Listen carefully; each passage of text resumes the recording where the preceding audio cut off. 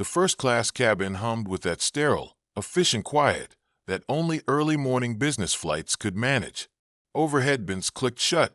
Laptop bags thudded under seats.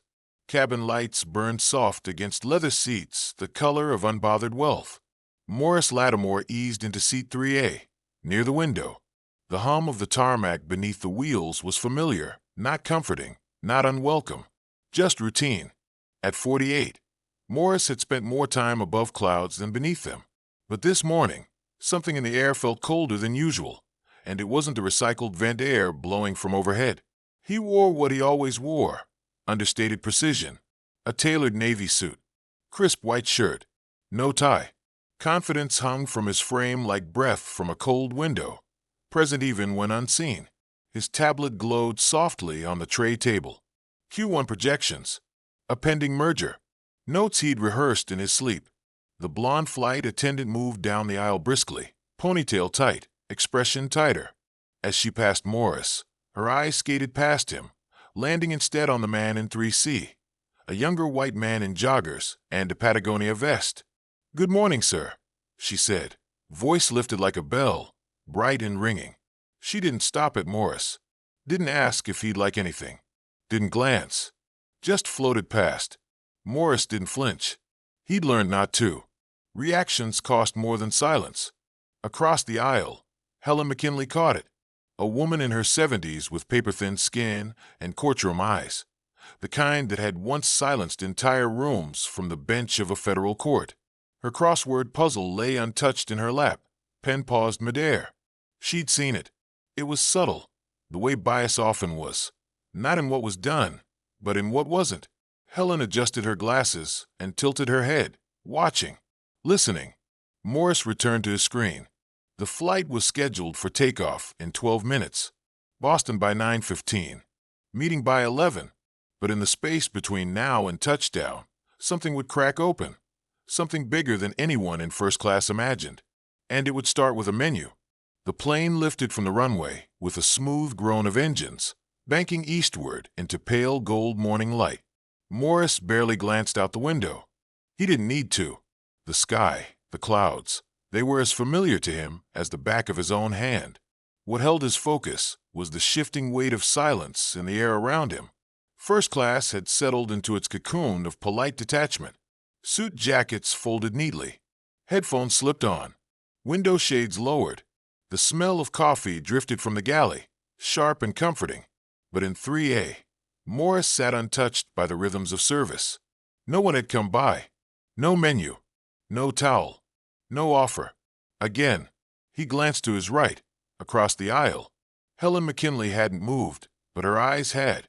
They tracked each interaction like a trained litigator at trial, watching, measuring, waiting for the pivot point where care became negligence. Then came the second flight attendant, younger, sharper. He moved down the aisle with a stack of menus in hand, offering them to rows 1 and 2. A polite smile. A soft omelet or croissant this morning, spoken with the practiced tone of hospitality. And again, he skipped 3A. Morris leaned back just slightly, his left hand resting on the armrest, fingers drumming a slow, deliberate beat, not out of impatience, but to keep count. 1, 2, 3 times now. Skipped. Across the aisle, Helen's mouth pressed into a thin line. She reached for her phone, quietly tilted it upward in her lap, and tapped record. Not publicly, not as protest, just in case. The food cart creaked into view 20 minutes later. The blonde attendant from earlier led the service. Her smile returned for 2C. She unwrapped a tray, gently set it down. "Smoked salmon and croissant, sir. Bon appetit." Then she reached 3C, the man in joggers. Same smile, same tone. Morris sat upright, calm, composed, his voice low and clear. "Excuse me, I didn't receive a menu." The attendant paused, blinked once, as if surprised he existed. "Oh, we're actually out of meals," she said flatly. "Out," Morris echoed, eyes flicking to the hot tray she was holding. "We had limited quantities." She turned away without apology, without pause. Her cart rattled forward. Morris didn't move, didn't protest, just watched her walk away. 3C shifted uncomfortably, eyes darting between his tray and Morris. "You want mine, man?" he asked awkwardly. "I'm not hungry." Morris smiled faintly, a curve of lips without warmth. "No need. But thank you." Across the aisle, Helen didn't look up. She just watched, the kind of watching that holds weight. Her phone was still recording, cradled in her hand like a secret waiting for breath. Then a new voice. Another flight attendant, taller, younger, with a shaved head and the look of someone not yet jaded by years of repetition, stopped at Morris's row. "Sir, did you not get a meal?" "I was told you were out," Morris said evenly. The man frowned. "We had extras. I'll check." He returned a minute later with a tray, gently placed it down. "Omelet. Still hot." Morris nodded once. "Appreciated."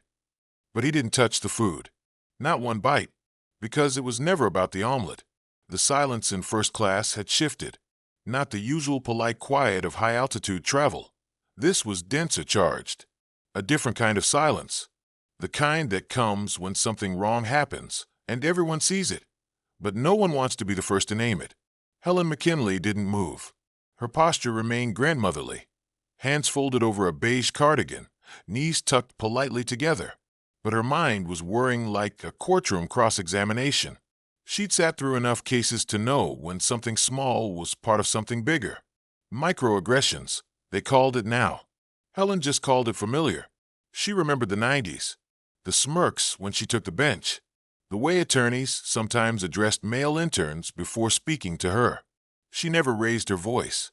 She didn't need to. She kept records. She built moments. Quietly.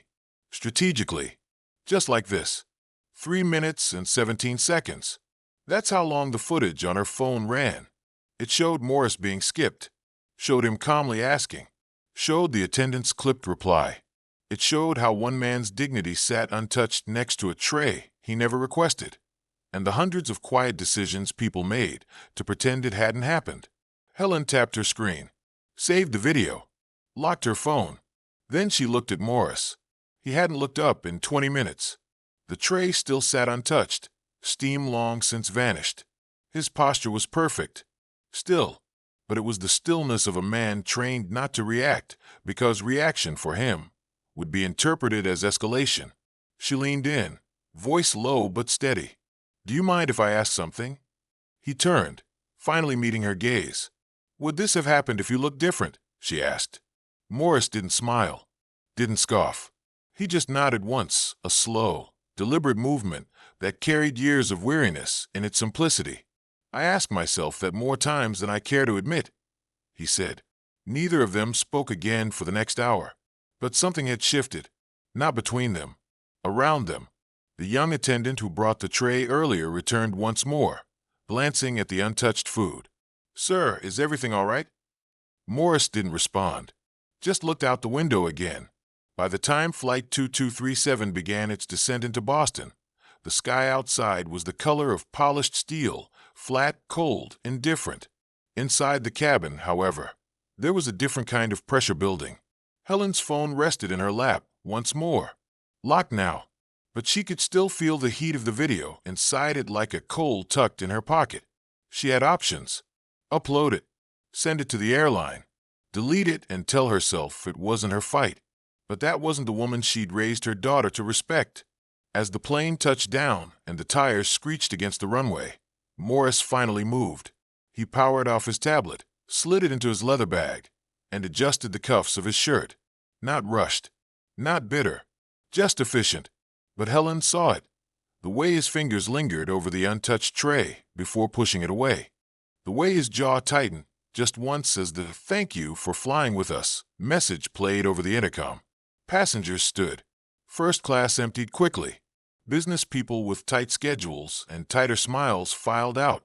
The blonde flight attendant who had skipped him gave her trademark grin to the man in 3C. "Hope your meeting goes well, sir." But didn't even glance at Morris. He stepped into the aisle, his shoulders squared but not raised. Dignified. Controlled. Helen followed close behind. No words passed between them. Not yet. In the terminal, she paused. He didn't. She watched him disappear into the crowd. A single man in a sharp navy suit walking toward another boardroom, another battle. She turned, found a bench near the windows, and sat. Opened her phone. Watched the clip once more. Still angry. Still calm. Still undeniable. Her fingers hovered over the share button for what felt like hours. Then, with one breath, she did what so many before her hadn't. She pressed it. By the time Morris reached his hotel and opened his laptop, the story was already unfolding. Slowly at first, then like a burst pipe. Someone had shared Helen's tweet. Then a journalist picked it up. Then another. By noon, #Row3 was trending nationally. But the headlines weren't about Morris, not yet. They were about what Helen had seen. Retired federal judge captures, quiet discrimination, on camera. We're out of meals, but only for him. Viral video sparks questions about racial bias in first class. Morris didn't say anything. Not to reporters. Not to Twitter. Not even to his assistant, who knocked on his hotel room door that evening with a frantic, "Have you seen this?" He just nodded, sat back, watched. It was easier that way, letting the world do the talking for once. But what Morris didn't know, what he couldn't have predicted, was that someone else from the flight had seen the clip and couldn't live with their silence. It was late, past midnight in Boston, when the anonymous email hit the inbox of a local news station. The subject line was simple. "I was on flight 2237. I saw what happened." No name. No sender address. Just a long message written in nervous, jittery paragraphs, like someone trying to untangle their conscience in real time. "I was in row 5. I saw the attendant skip him. I saw the way he just nodded and didn't push back. I remember thinking, don't make it worse for yourself. But then I saw the man next to him get the full tray, get a wink, get asked twice if he wanted more coffee. And I just sat there. I thought about saying something. I didn't. But now I've seen the video, and I can't stop thinking about that look on his face. I don't know who he is, but I want to help. Tell the truth, at least." The message ended with a phone number. Helen read it on her tablet the next morning. One of the producers had forwarded it to her. "Is this legit?" they'd asked. She didn't answer. She didn't need to. She already knew. Morris, meanwhile, had returned to Minneapolis, back to the rhythms of work, of headlines fading, of inboxes piling up. The airline had reached out privately now. A formal apology, a vague offer of a conversation and compensation. He hadn't replied, because it wasn't about the meal, and it wasn't about the apology. It was about the mirror, the one that had been held up to every single person on that flight. Now the quiet was shifting. Again, this time from inside the airline itself. At corporate HQ in Dallas, the leadership team had gathered. Someone from legal, someone from PR, someone from flight operations. All of them staring at a muted clip on loop. Pause. Play. The tray being passed to 3C. The tray not being passed to 3A. The calm face that said everything the headlines couldn't. They knew what this meant. Not just bad optics. Not just one viral clip. But precedent. Policy. Pattern. "What do we do?" someone asked. No one answered. Then another voice, sharp, clipped, tired. "He hasn't said a word publicly. But the entire country is listening. That should tell us something." Across town, Morris sat with his daughter in their favorite corner booth at a small soul food spot off Lindale Avenue. She was mid-story about her art show when she stopped and asked, "Did you hear from that lady? The one who filmed it?" He nodded once. "She sent me a note. Didn't want attention. Just didn't want to be silent." His daughter bit her lip. "You're still not going to speak up?" Morris looked at her, really looked. "I will," he said, "but not for me." And as he said it, his phone buzzed. Another message, this time from the woman 2 rows back. She was ready to go on record. And this time, she wasn't alone. 2 days later, the story reignited with a thunderclap, but it didn't come from Morris. It came from someone no one saw coming. The airline's internal review was supposed to be sealed, confidential, legal protections in place, names redacted, outcomes whispered behind closed doors. But someone leaked the footage. Not the cell phone video Helen shot. Not the clips shown on news panels. but the flight crew's internal body camera feed, a policy quietly adopted after prior lawsuits, rarely discussed outside of corporate. The footage opened in grainy, low-light resolution, static, narrow field, but it captured everything. The moment the senior flight attendant stepped into the first-class cabin, the second she glanced at Morris, then whispered to her colleague, "No need to bother with that one. He probably got upgraded from coach." And then she laughed. The other attendant chuckled. "What is he, like hedge fund or something?" One of them said. "Nah," the first answered. "I've seen his type before. Always wants to make a scene. Just ignore him unless he buzzes." The video showed them skipping him, on purpose. Not an oversight, not a mistake. Intent. The world saw the truth not through speculation, not through interpretation, but in their own words, in their own voices. The video hit Twitter at 6:37 p.m. A whistleblower, anonymous, had sent it to 3 journalists. Within 10 minutes, it was everywhere. Morris was at home when he saw it. He wasn't surprised, but he was quiet for a long time. He didn't call anyone. He didn't text Helen. He didn't check the news. He just sat on his couch, watching the clip, headphones in. It was the laugh that stayed with him, not the words. The laugh, that dismissive chuckle that cut through every boardroom he'd ever had to prove himself in, every suit he'd worn like armor, every nod he'd given in response to being doubted, questioned, ignored. This wasn't about breakfast anymore. This was about everything. And then, at 9:12 p.m., his daughter sent him a message. "Dad, you need to see this. Check Instagram. Look at the handle at Flight 2237 Truth." He opened the app. The page had only one post, a photo of the flight log. Captioned simply, "I was on that flight. I was the standby who got bumped from 3A. I overheard what the crew said before takeoff. They were told the real passenger was a VIP, but didn't recognize the name. So they assumed he wasn't important. I didn't think it mattered. Now I know it does. I'm sorry. I'm coming forward." 3 eyewitnesses, 1 confession, 1 body cam.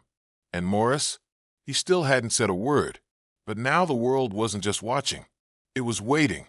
The morning after the crew's termination made headlines, Morris sat alone in his kitchen, the blinds half drawn, the light fractured across his marble countertop. His coffee had gone cold. He hadn't taken a sip. It wasn't bitterness that settled in his chest. It was something more brittle, like glass just before it cracks. He'd spoken to no one. Not his board. Not the press. Not even Helen. Across the room, the TV buzzed with muted coverage. "CEO breaks silence today." The ticker scrolled beneath split-screen commentary, talking heads debating whether racism was intentional or systemic. No one asked what it felt like to be the one skipped. Morris looked down at the crumpled paper in his hand, a note his daughter had left him the night before. "Don't let them make you smaller. You were seen. Be heard." He folded it once, then again. And when he stood, the weight in his chest didn't lift, but he finally knew what he needed to do. The press conference was set for noon. No dramatic podium. No flags behind him. Just Morris in a charcoal blazer standing at the front of his company's modest auditorium. Rows of journalists sat poised with recorders.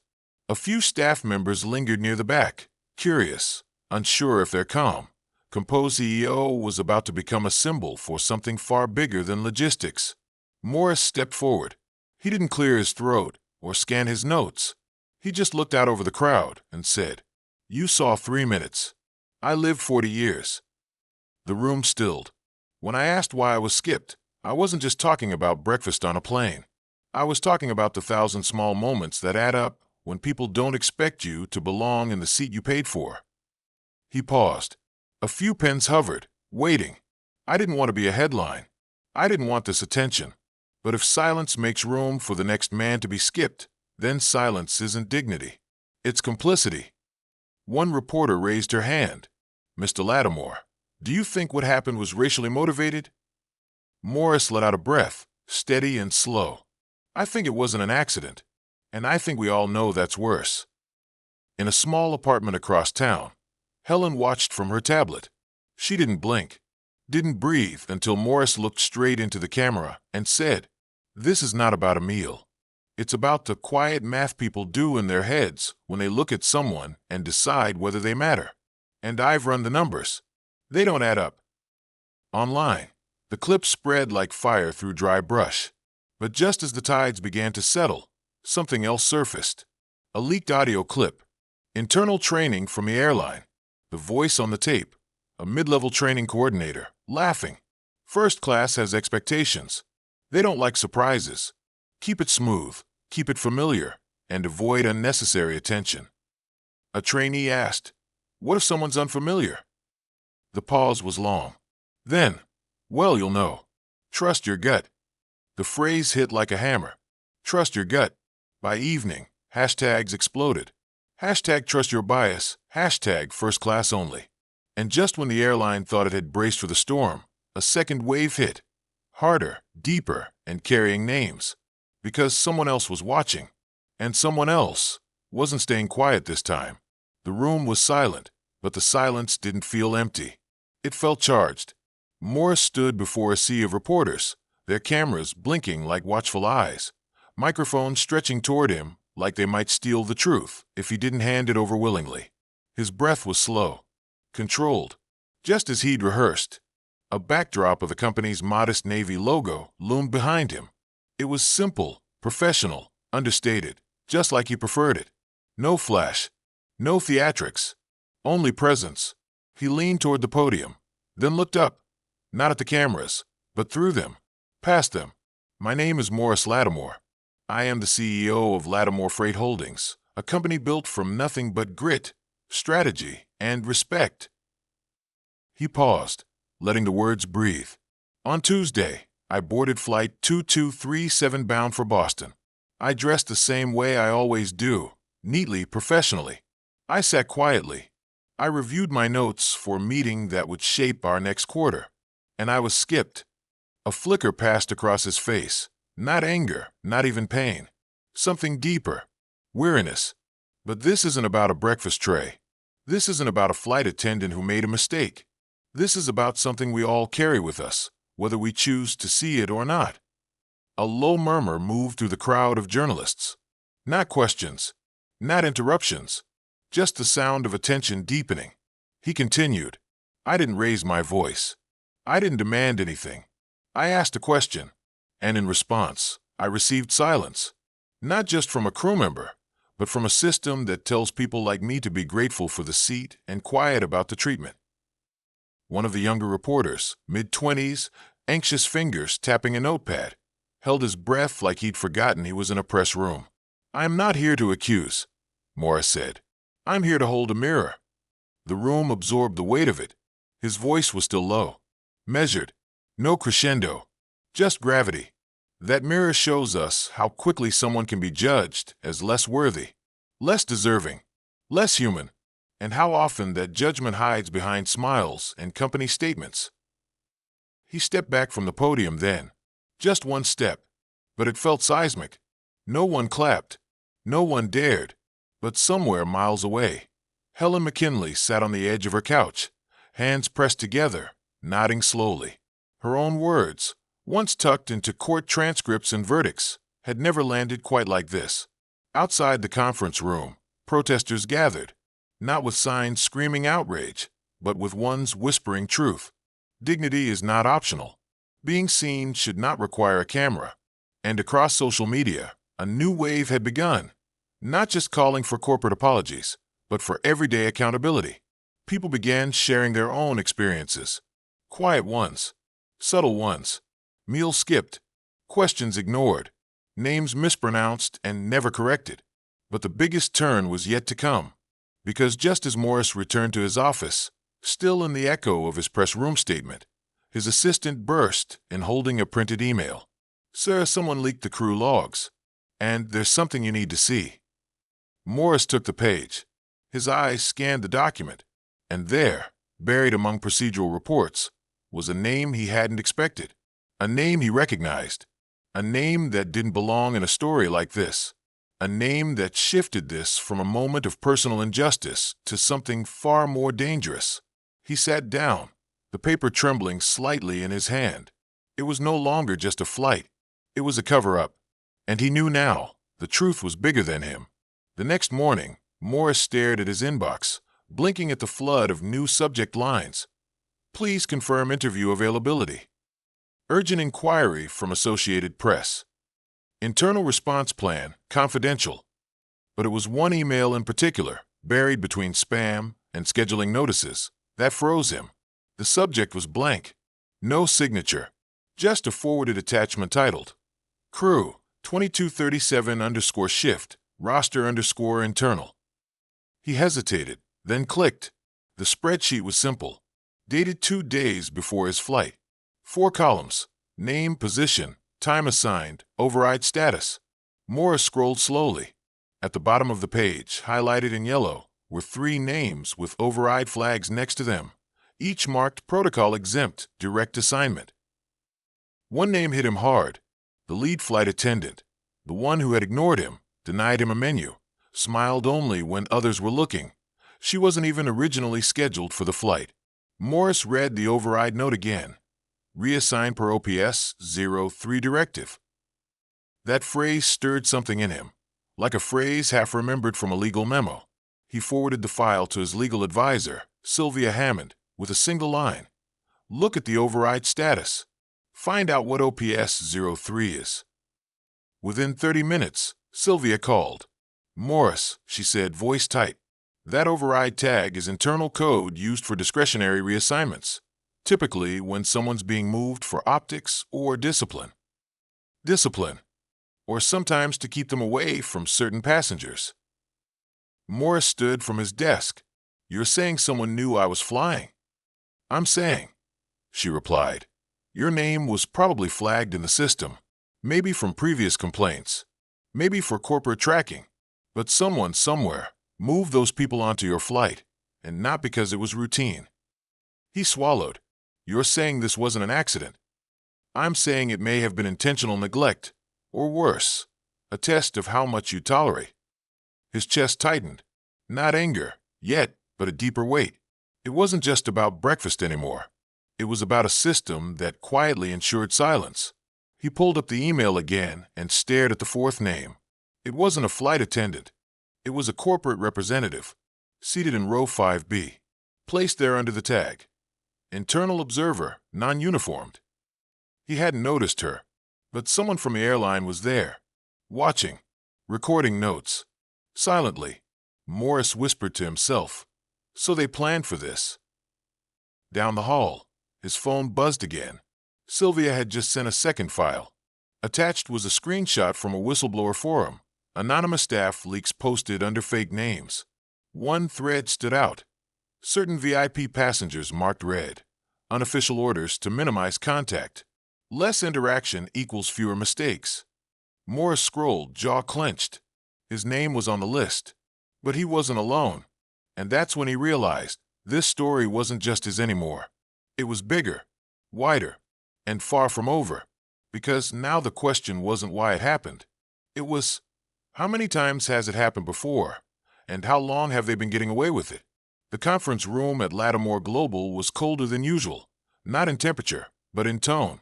The blinds were drawn, shutting out the view of downtown Minneapolis, and the air carried the metallic scent of anticipation. Morris sat at the head of the table, elbows planted, fingers steepled beneath his chin. To his left, his general counsel Marissa Patel scrolled through a PDF with tightly pressed lips. Across from her, PR Chief Dorian Field tapped a capped pen against the table, rhythm quick, nerves barely contained. We've confirmed it, Marissa said, voice low. The employee who flagged your name for secondary boarding review was internal. Morris didn't move, but his eyes shifted slow, heavy, toward her. You mean from our own company? Marissa nodded. Someone flagged your frequent flyer profile as non-standard priority. That's airline code for review without escalation. The flag was embedded 5 days before the flight. Dorian cursed under his breath. So you're saying this wasn't just an accident? Someone inside made sure Morris got flagged before he even boarded? Exactly, Marissa replied, which means this wasn't just racial profiling at the gate. It was something more targeted. The silence that followed was thick. Dorian finally broke it. You think someone's trying to push you out from the inside. Morris leaned back, eyes scanning the shadows in the corners of the room. He thought of the missed handshake 2 months ago from the new board appointee, the subtle language in that quarterly memo that tried to sideline his authority, the whispers, the internal resistance to his planned supplier diversification initiative. Too fast, too risky, too progressive. It had all felt like friction before. Now it felt like sabotage. He stood suddenly, chair scraping quietly. "If they're going to treat me like a target," he said, voice steady, "then I'll respond like one." Dorian watched him with wary admiration. "You thinking legal action?" Morris shook his head. "Not yet. I want truth first." He paced to the window, flicked the blinds open. Sunlight sliced through the room, golden and brutal. "I want to know who planted the tag. I want to know if the airline was acting on a whisper or an order. And I want every single document related to the Compliance Committee's last vote on DI funding. If they're trying to bury this quietly," he said, eyes narrowing, "they picked the wrong man to corner." Marissa nodded once. "We'll start digging." As she packed up, Dorian lingered behind. "You sure you want to fight this publicly? You've earned enough goodwill from how you handled the flight. People see you as composed, unshakable. Going after insiders? That could get messy." Morris turned back to him. "Then let it." The rain hit the windows like a low whisper, steady, persistent, uninvited. Morris stood by the glass wall of his office, arms crossed, tie loosened, watching the city sink into gray. Somewhere below, umbrellas bloomed like slow-moving petals in the crosswalk. His phone buzzed on the desk behind him. Again, another email, another interview request. CNN, BBC, MSNBC. Some journalist in Johannesburg even wrote. But he didn't turn. He let the hum of the world continue without him for a moment longer. Behind him, his assistant Marcia hovered. She had learned not to interrupt his silences. But today, something in her voice broke the stillness. "It's not stopping," she said gently. "You're everywhere." "I noticed," he murmured. "They're not just talking about you anymore. There's an internal audit happening. Multiple former staff are speaking out. HR from 2 other airlines have opened cases. This is turning." He finally turned, eyes darker than usual. "Turning into what?" Marcia hesitated. Something bigger than they ever planned for. Something overdue. A week ago, Morris's inbox had been empty except for logistics schedules, investor briefings, and his daughter's school updates. Now it overflowed with confessions, quiet voices from janitors, pilots, junior execs. "They call me aggressive if I ask too many questions. I was told to look less intimidating. I watched a black mother be removed from a plane for rocking her baby too loudly." Some wrote just to say, "Thank you. Thank you for not yelling, for not shaming, for not breaking," but still making it clear. He hadn't said much, and yet he had said everything. Meanwhile, across the city, Helen McKinley sat under warm pendant lighting in a small radio station booth. Her voice was steady, controlled, like every word was a gavel strike. "I didn't post a video to start a movement," she said, leaning toward the mic. "I posted it because I didn't want to be complicit. I was in row 4. I saw it, and I knew if I didn't record it, they'd say it didn't happen." "Do you think your position as a retired judge helped this get traction?" the host asked. Helen's eyes narrowed behind her glasses. "Maybe. But that's the problem, isn't it? That people didn't believe a black man until someone who looked like me vouched for him. That's exactly the point." There was a pause. Then Helen added, "If you need a white woman with a resume to validate your story, we have a deeper issue." The clip spread like wildfire. That night, news anchors quoted her directly. Hashtags shifted. Comment sections, once divisive, began to unite around a harder truth. This wasn't just about Morris. It never had been. By Friday afternoon, a leak surfaced. A grainy internal email from mid-2022. A memo that detailed strategic hospitality prioritization. The language was corporate, vague, but the implications were chilling. Maintain cabin ambience by subtly guiding interactions in first-class settings. Avoid extended engagement with passengers flagged as non-frequent elite status holders without visible brand alignment. Social media translated it bluntly, code for racial profiling. Morris sat in his living room that night, staring at the document on his iPad. His daughter sat cross-legged on the carpet, sketching. She didn't look up, but she spoke. "You gonna respond?" He glanced at her, eyebrows lifted. "Didn't realize I hadn't." "Not officially," she said, still shading a tree with deep red. "Not with your words." He set the tablet down. "You think I should?" She finally looked up. "I think you already did.